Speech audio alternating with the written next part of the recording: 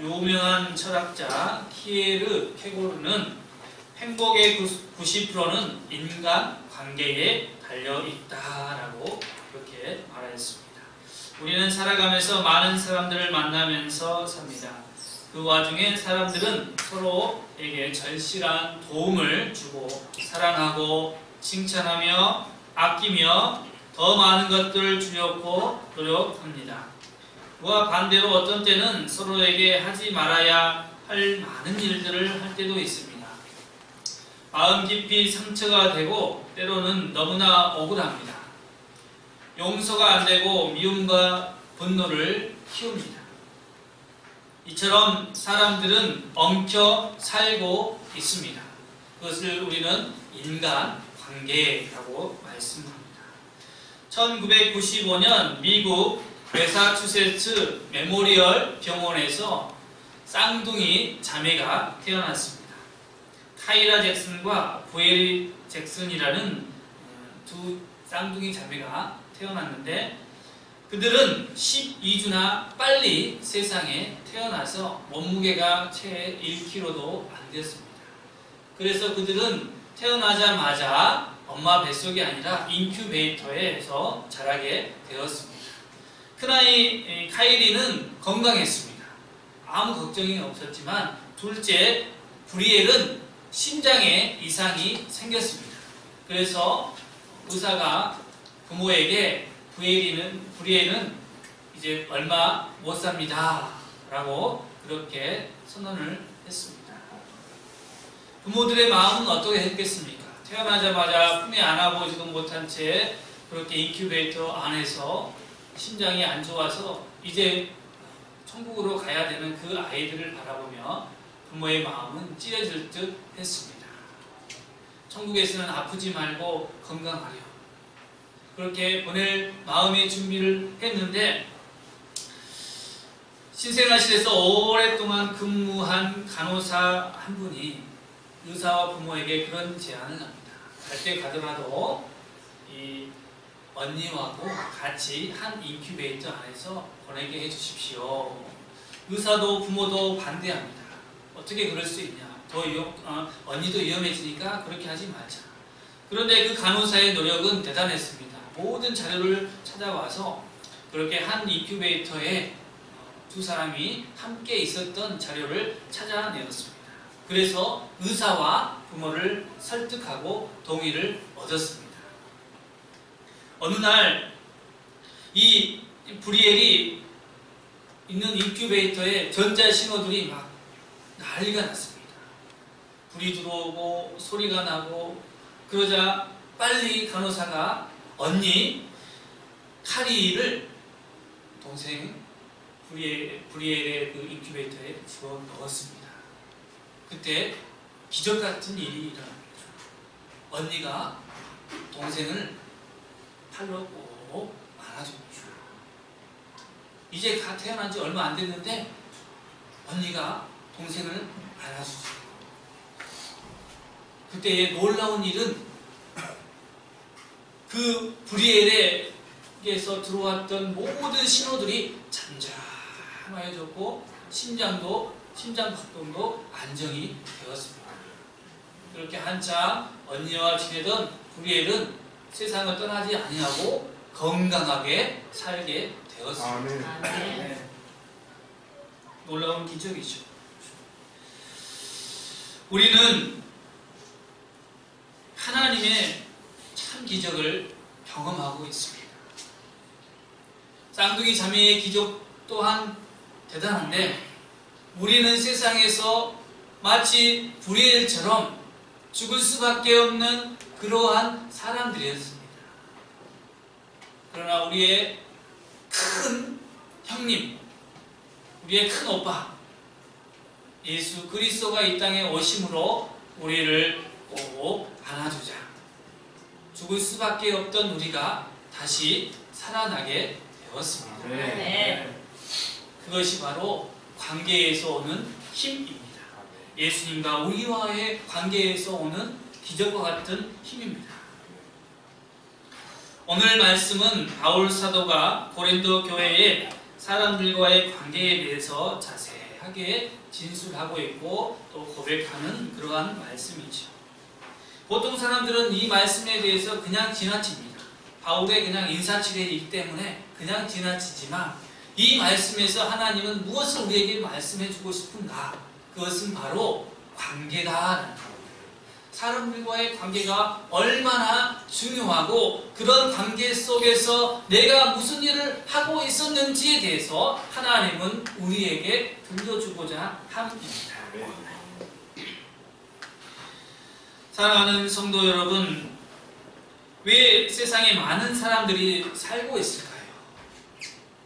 그것을 한 번이라도 생각해 보신 적이 있습니까? 왜 세상에 나 혼자 살면 괜찮은데 왜 이렇게 많은 사람들을 주어가지고 때로는 좋지만 때로 아플 때는 지옥과 같은 경험을 하게 합니까? 왜 세상에 이렇게 사람들이 많습니까? 그런 질문을 해본 적이 있나요? 왜 우리는 친구를 사귀고 결혼을 하고 자식을 낳는 일들을 할까요? 결혼 생활을 하는 사람들을 보면서 때로는 힘들지만 그 힘든 과정을 다 이겨내고 온전히 사랑하면 그때부터 그곳에서 기적이 일어나는데 보통 사람들은 그 기적을 모른 채 살아옵니다. 그런데 되게 많은 사람들이 또 자신의 모든 것들이 자기가 잘나서 자기의 능력대로 자기의 힘이 좋아서 다 이루어진 줄로 착각하고 살더라고요. 모든 것은요, 우리가 사람들과 관계성 속에서 다 얻어낸 것입니다. 대통령은 누가 뽑아주나요? 누가 뽑아줍니까?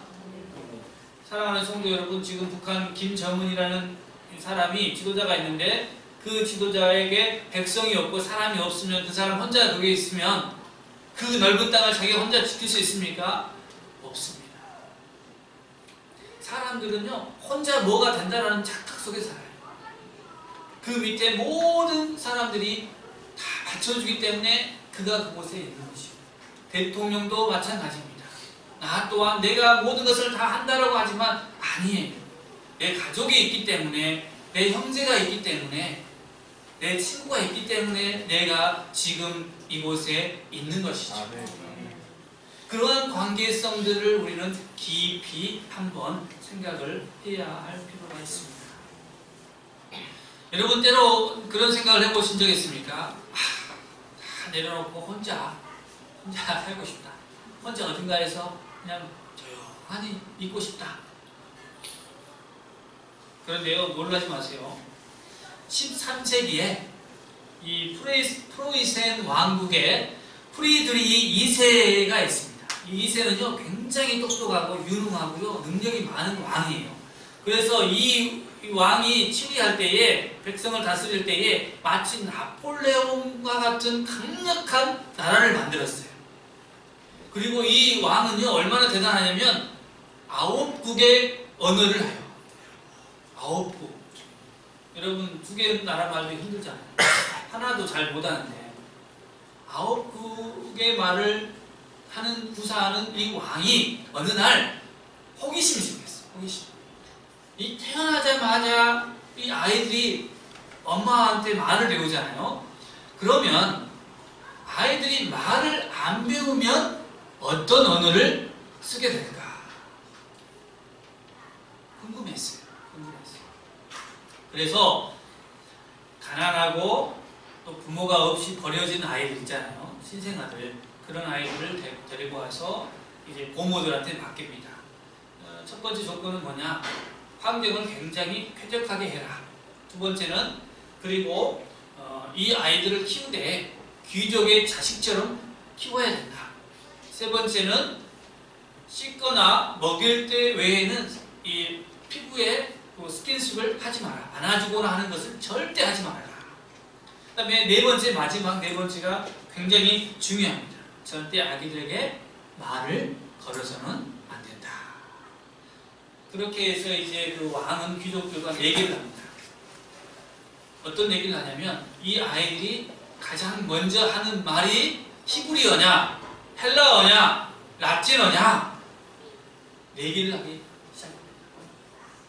여러분들은 어떤 말을 할까요, 이 아이가? 아무 말도 못할 것 같아요. 그런데 그 내기는 무의미하게 되어버렸습니다. 아이들이 그렇게 자란 지 채 1년도 안 돼서 죽어버렸습니다. 시름시름 앓다가 다 죽어버린 거죠. 건강했던 아이들이 1년 동안 그렇게 사랑도 받지 않고 사람의 그런 온정을 느끼지 못하니까 시름시름 앓고 죽어버렸다는 거죠. 먹을 것도 잘 먹고 환경도 쾌적한데 그 아이들이 죽은 이유는 딱 한 가지입니다. 부모의 그 따뜻한 사랑, 그 사랑이 없었기 때문에 그 아이들이 시름시름 앓다가 죽은 것이죠. 여러분, 우리는 혼자 살려고 아둥바둥하지만 혼자 사는 것은 지독한 외로움이고 혼자 사는 것은요 그 외로움 속에서 죽는 것입니다. 많은 기러기 아빠들, 한국에서 돈을 열심히 벌고 자녀들 교육을 위해서 캐나다나 미국의 호주에 아내와 더불어서 자녀들을 보낸 그 기러기 아빠들이 갑자기 돌연사한 것들을 뉴스에서 보게 되었습니다. 자녀들을 위해서 그렇게 열심히 일했지만 자기도 모르게 외로웠다는 것이죠. 그 외로움이 깊어지니까 자기 몸이 반응하고 돌연사하게 되어버립니다. 자녀 교육도 놓쳐버리고 자신의 생명도 그렇게 놓쳐버린 것입니다. 하나님이 가족을 주신 것은 그 안에서 각자에게 힘을 얻기 위함입니다. 가족이 나를 힘들게 하는 것보다 가족이 있음으로 내게 많은 힘이 되어진다는 사실입니다. 그래서 아리스토텔레스는 유명한 말을 합니다. 인간은 사회적 동물이다. 독일의 한 라디오 방송국에서 그에게 상금을 걸고 다음과 같은 공모전을 했습니다. 만약 당신에게 10만 유로가 생긴다면 얼마나 멋지게 돈을 쓸 것인가? 여러분에게 10만 유로, 우리나라 돈으로 하면 환산하면 거의 한 1억에서 1억 5천 사이를 왔다 갔다 합니다. 그런 돈이 갑자기 여러분에게 생긴다면 그 돈을 가지고 어떻게 쓰겠습니까? 많은 사람들이 다양한 아이디어를 제시하죠. 그 돈으로 우주여행을 갈 수 없지만 꿈이니까 그냥 우주여행을 가겠다. 어떤 사람들은 무인도를 사서 혼자 지내겠다. 또 어떤 사람들은 그 돈으로 프로포즈 광고, 결혼을 위해서 프로포즈 광고를 내겠다. 이런 여러 가지 다양한 의견들을 다 냈습니다. 그런데 수많은 사람들을 제치고 1등을 거머쥔 사람이 있습니다. 트럭 운전사입니다. 마르코 힐 게르트라는 이 트럭 운전사는 어떤 아이디어를 냈냐면, 만약에 나를 뽑아주면 7만 5천 유로를 공중에서 여러분들 나를 뽑아준 사람들 중에서 돈을 어떻게 뿌리겠다. 그래서 그가 많은 사람들을 다 제치고 10만 유로를 얻게 되었습니다. 그래서 2007년 1월 26일 실제로 이 마르코는 카이제르 슬라우테르라는 그 마을에서 기중길이 높은 기중길을 타고 거기에서 7만 5천 유로를 사람들 위해서 다 뿌립니다. 그가 1등 할 수 있었던 이유는 무엇입니까? 자기 혼자 쓰는 것이 아니고 그것을 자기를 뽑아준 사람들과 함께 쓰고자 한다. 사랑하는 성도 여러분, 하나님이 우리에게 복을 주실 때는요, 나 혼자 잘 쓰게 하는 것이 아니라 어떻게 해요? 많은 사람들과 나누어 쓰라고 그렇게 주는 것입니다. 왜냐하면 이 세상은 나 혼자 살지 않고 많은 사람들과 함께 살고 있기 때문에 그렇게 하나님이 혼자 많은 복을 받은 사람들은 나누라고 그렇게 주신 것이다. 이것이야말로 신앙생활에서 가장 중요한 대목입니다. 옆에 사람들, 그 사람들이 여러분에게는 소중한 사람. 지금까지 우리는요, 신앙생활하면서 하나님께만 매달렸어요. 그러죠? 하나님 힘을 주세요. 하나님 나에게 기적을 베풀어 주세요. 나에게 능력을 주세요. 그러나 신앙생활을 하면서 하나님과의 관계도 중요하지만 우리가 배워야 될 거는 이제 사람들과의 관계도 매우 중요합니다. 아멘. 그러니 하나님과의 관계가 굉장히 잘 되었는데도 불구하고 사람들과의 관계가 안 좋으니까 마음이 아프다. 사람들과 관계가 안 좋으니까 하나님과의 그 관계도 멀어지더라는 얘기죠. 우리는 자꾸 하나님의 관계만을 냈었다. 그렇게 배워왔잖아요. 그래서 하나님만 모든 것을 하나님께만 맡기면 다 될 줄 알았지만 아니다라는 거예요. 하나님의 관계도 중요하지만 옆 사람하고의 관계도 매우 중요하다. 그래서 하나님은 계명을 주실 때에 한 가지만 주시지 않고 두 가지를 주었어요. 가장 소중한 계명 무엇입니까? 하나님을 사랑하고 내 이웃을 내 몸과 같이 사랑하라. 하나님도 사랑하고 내 이웃도 사랑하는 것이 바로 우리 하나님이 우리에게 원하시는 것이고, 여러분들이 그렇게 내 이웃에게 내 몸과 같이 사랑하면 놀라운 기적들이 여러분의 인생 가운데에 일어나기 시작합니다. 그것이 바로 하나님이 오늘 바울을 통하여서 우리에게 보여주고자 함입니다. 사랑하는 성도 여러분, 바이올린 아십니까? 바이올린. 네 줄짜리로 된 현악기죠. 그 바이올린이 네 줄인데 네 줄마다 각기 음이 다 다르다면 아름다운 소리를 낼 수 있을까요? 각자가 나는 이 소리가 너무 좋아라고 자기 소리만 고집한다면 바이올린은 사람들이 찾지 않는 악기가 되어버린다. 그러나 그 네 줄이 정확히 자기 음을 가지고 조화가 되면 그때부터 연주하는 사람의 손에 탁 해서 아름다운 소리가 들리고 많은 사람들에게 감동을 줄 수 있는 기적이 일어나는 것이죠. 가족 안에서도 마찬가지입니다. 각자의 일이 다 있어요. 각자의 일을 못하면은요, 그 가족이 온전치가 않다라는 이야기죠. 그러므로 우리는 그 가족이, 그 가정이 행복하고 아름다운 소리를 그리고 감동을 줄 수 있다는 것은 각자가 각자의 자리에서 자신만의 고유한 음을 그대로 가지고 있어야 하는 거죠. 내가 잘났다! 라고 그렇게 해서는 안 되는 것이죠. 내 자리를 잘 지키고 그러지 못하는 사람들을 어떻게 해야 됩니까? 더 잘 보살필 때에 가족은 더욱더 아름다워지고 그것 가운데 하나님의 기적이 임할 수 있습니다. 가족이 행복해야 이 세상에 천국이 이루어집니다. 하나님은요, 어디 안 가요. 하나님은 멀리 떠나 있지 않아요. 늘 우리와 함께 하죠. 하나님이 함께 하는데 왜 나에게 천국이 이루어지지 않고 매일 지옥과 같은 삶을 살아야 하는가? 그것은 관계가 흐트러져 있기 때문에 그렇습니다. 바울은요, 많은 사람들을 만납니다. 동역자들을 만나죠. 그러나 그 동역자들과의 관계가 흐트러지지 않고 정말 내가 영적으로 낳은 아들 디모데, 내 육신으로 낳지 않고 영으로 낳았다는 거예요. 영으로. 그래서 디모데를 너무너무 사랑해서 디모데가 목회하는 곳에 편지를 써가지고 보내줬어요. 디모데야, 목회할 때는 이렇게 이렇게 해라. 그게 우리가 읽고 있는 디모데 전서 후서라는 거예요. 영으로 낳은 사람, 영으로 낳은 아들, 영으로 낳은 자녀. 여러분들에게도 그러한 자녀가 있어야 해요. 아멘. 그래서 내 육신에 낳은 그 자녀보다도 영적으로 낳은 그 자녀가 너무 중요하다라는 거죠. 너무 중요하다. 사랑하는 성도 여러분, 육신으로 낳은 자녀도 소중하지만 영으로 낳은 자녀들도 소중합니다.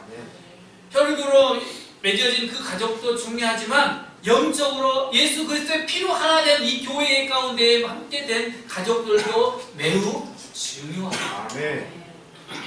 혈육으로 된 가족도 그곳에서 좋은 관계가 이루어지고 교회 안에서도 좋은 관계가 이루어지면 그곳에 하나님의 나라가 이루어집니다. 아멘. 네.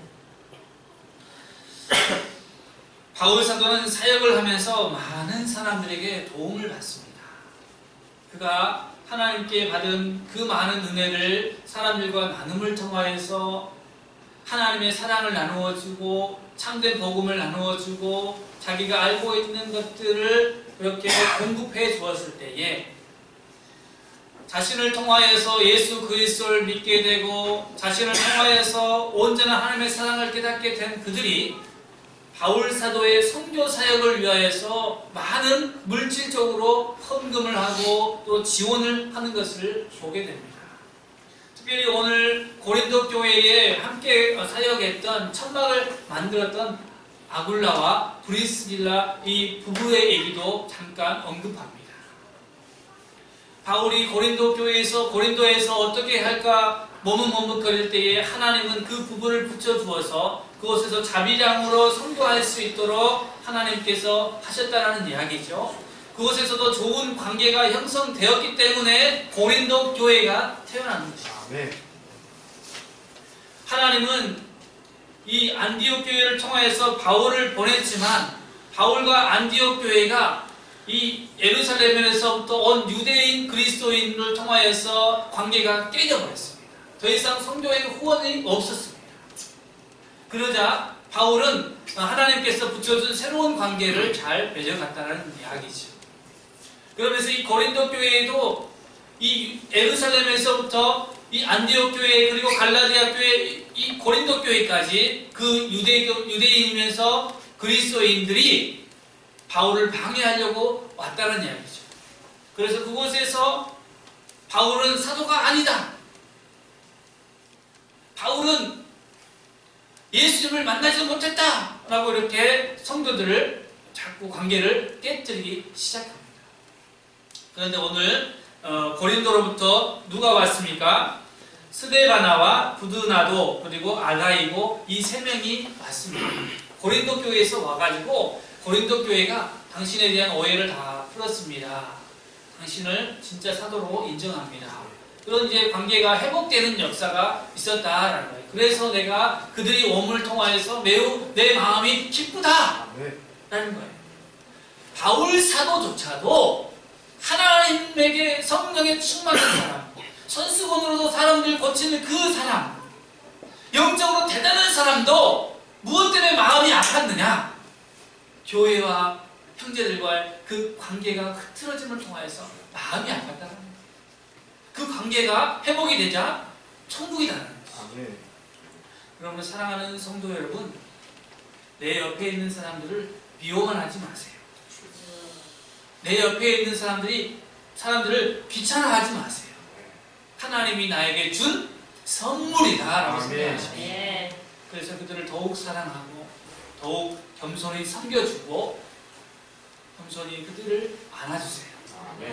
그러면 그 사람은 그 사랑을 받음으로 나에게 놀라운 기쁨을 선물해 줄 것입니다. 아멘. 하나님은 오늘도 우리 모두가 다 그렇게 내 옆 사람에게, 내 가족에게, 내 동료에게 잘하기를 원하십니다. 아멘. 하나님 앞에 예물을 드리기 전에 형제야 화목하고 와라라는 것이죠. 네가 예물을 드릴 때에 생각나거든. 예물을 그때 놔두고 가서 즉시 화해하고 나에게 오라는 얘기입니다. 하나님은 우리가 이 땅에 살면서 많은 사람들과 화목하게 지내기를 원하십니다. 우리 오늘 이 시간 나같이 기도했을 때에 하나님 정말 내가 사람들과의 관계를 너무 소홀히 했습니다. 만남을 너무 소홀히 했습니다. 나는 이제 하나님의 말씀대로 만남을 소중히 생각하겠습니다. 내 옆에 있는 사람을 소중히 생각하겠습니다. 사랑하겠습니다. 우리 한 목소리로 하나님 앞에 기도하는 시간을 갖겠습니다.